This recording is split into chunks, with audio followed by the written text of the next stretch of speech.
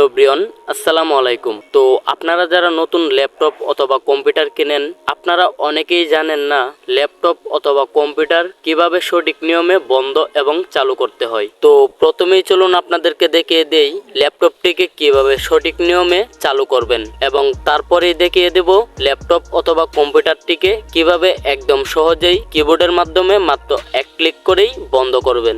ল্যাপটপটিকে চালু করার জন্য এখানে দেখতে পাচ্ছেন আমি ল্যাপটপের উপরের কিবোর্ডগুলোর মাধ্যমে আমি এখানে যতই ক্লিক করি ল্যাপটপটা কিন্তু চালু হবে না। তো ল্যাপটপটি চালু করার জন্য একদম কর্নারেই এখানে দেখতে পাচ্ছেন, এখানে যদি আপনারা একটু ভালো করে খেয়াল করেন এখানে একটি এক্সট্রা পাওয়ার বাটন রয়েছে।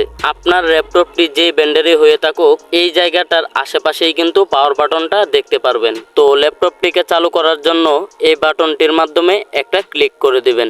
এছাড়াও আপনার ল্যাপটপের ক্ষেত্রে হতে পারে এখানে কিছুক্ষণ ক্লিক করে ধরে রাখলেই ল্যাপটপটি চালু হয়ে যাবে। তো এই প্রসেসেই মূলত ল্যাপটপ চালু করা হয়। এইবার আমরা জেনে নেব ল্যাপটপ অথবা কম্পিউটার কিবোর্ডের মাধ্যমে মাত্র এক ক্লিক করে কিভাবে বন্ধ করবেন। ল্যাপটপটিকে কিবোর্ডের মাধ্যমে শাটডাউন অথবা বন্ধ যেভাবে করবেন, প্রথমেই উইন্ডোজ বাটনে ক্লিক করে ধরবেন, তারপর এক্স বাটনে ক্লিক করবেন।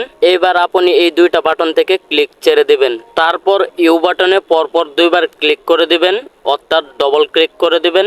আপনারা যদি না বুঝে থাকেন আমি নিচে কিবোর্ডের মাধ্যমে আরো আইকন দিয়ে দেখিয়ে দিলাম, সেটি দেখলেও বুঝতে পারবেন। অ্যান্ড ফাইনালি দেখতে পারবেন ল্যাপটপ অথবা যে কোনো কম্পিউটার শাটডাউন হয়ে যাবে। তো ভিউয়ার্স, এই ছিল আমাদের ভিডিও ভালো লাগলে অবশ্যই লাইক কমেন্ট শেয়ার করতে বলবেন না।